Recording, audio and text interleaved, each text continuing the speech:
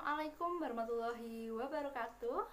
Hadirin sekalian, saya Eva Restia mewakili Satgas Covid dengan senang hati memberikan bahkan menjelaskan terkait proyek kami kepada masyarakat dalam kasus yang dihadapi saat ini, yaitu adanya vaksinasi COVID-19.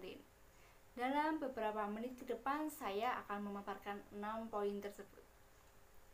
Dengan pembahasan yang pertama mengenai analisis situasi.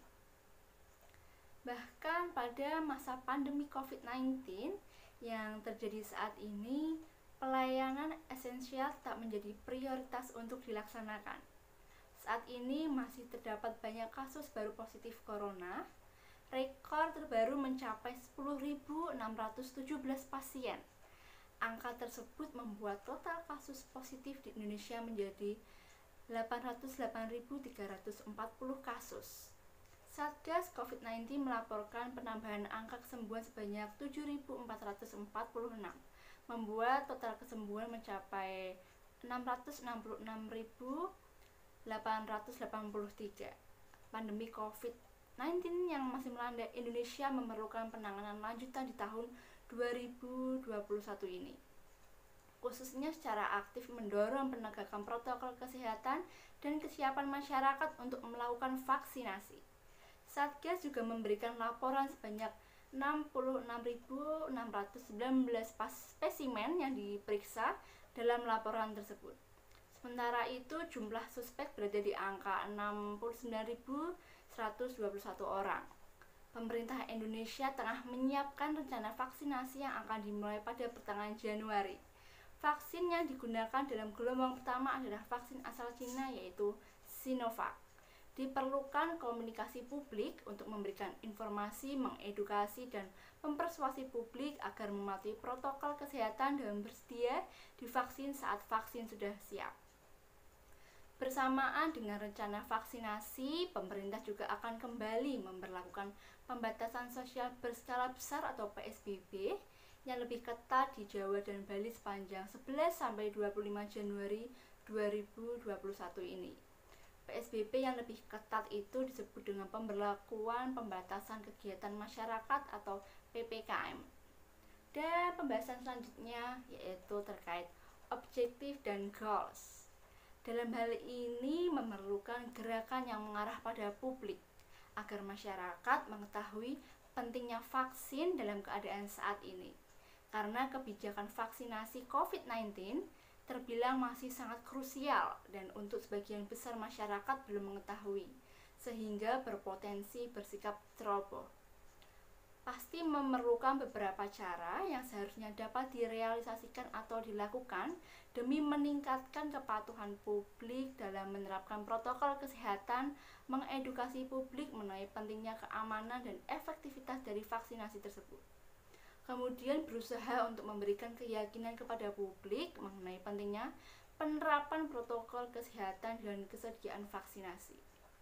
Nah, apabila beberapa cara tersebut dapat direalisasikan dengan baik, nantinya penurunan pandemik serta pemulihan kesehatan dapat terpenuhi dan pada akhirnya dapat mengembalikan pertumbuhan ekonomi pada rel pertumbuhan yang seharusnya.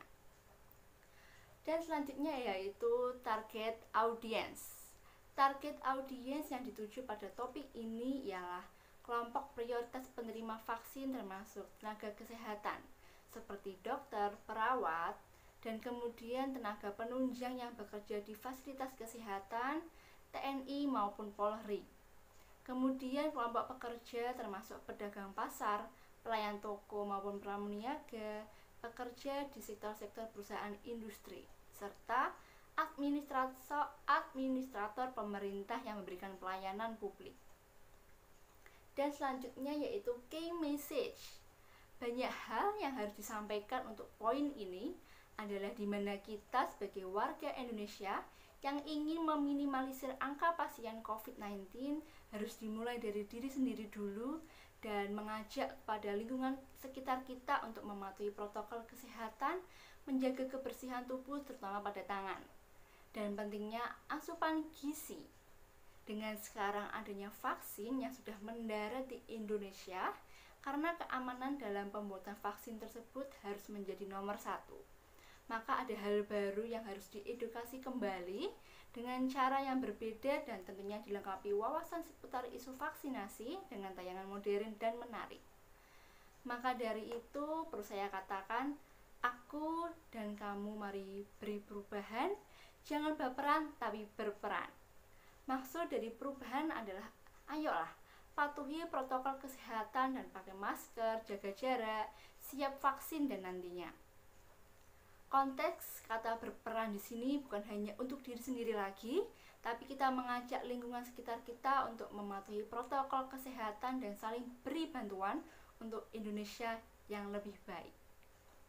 Selanjutnya yaitu kreatif strategi. Nah, di sini strategi yang dapat dilakukan menangani COVID-19 dengan mendaratnya vaksin baru adalah membuat konten informasi untuk meningkatkan kepatuhan protokol kesehatan, membuat konten informasi efektivitas vaksin bagi kelompok prioritas, serta manfaatnya secara umum bagi publik yang memenuhi kriteria sebagai penerima vaksin, dan menekankan pada partisipasi publik pada kepatuhan protokol kesehatan dan kesediaan vaksinasi merupakan hal penting untuk menghadapi pandemi. Contoh dalam konten tersebut bisa berupa web series, web comics, motion graphic, infografis dengan disesuaikan target audiensnya. Dalam konten tersebut sebagai talentnya adalah seorang yang menginfluence masyarakat seperti YouTuber maupun kepala pemerintahan dari masing-masing daerah tersebut. Dan yang terakhir adalah media plan. Media plan memiliki konten yang sangat menarik tentunya, membutuhkan media untuk mempublikasikannya. Media plan tersebut dibagi menjadi 3, yaitu yang pertama on media. Di sini dengan mengoptimalkan situs web www.covid19.go.id, mengoptimalkan akun-akun media sosial lawan COVID-19_ID, mengoptimalkan media-media milik sendiri lainnya seperti event virtual, komik. Selanjutnya yang kedua adalah on media dengan mengoptimalkan aktivitas hubungan media dan engagement dengan warganet. Dan yang terakhir yaitu paid media, di mana kita memaksimalkan iklan media cetak khususnya media lokal, memaksimalkan sponsored konten media online dan placement di media siaran termasuk radio dan televisi. Oke. Project ini akan menjadi media kampanye untuk mengubah mindset seluruh masyarakat Indonesia dan lebih peduli terhadap sesama, terutama pada kesadaran dari diri sendiri dalam upaya memerangi pandemi COVID-19. Jangan lupa, aku dan kamu mari beri perubahan, jangan baperan tapi berperan. Oke, sekian presentasi dari saya. Semoga pandemik ini segera berakhir dan kita semua dapat memberikan perubahan lebih baik. Terima kasih.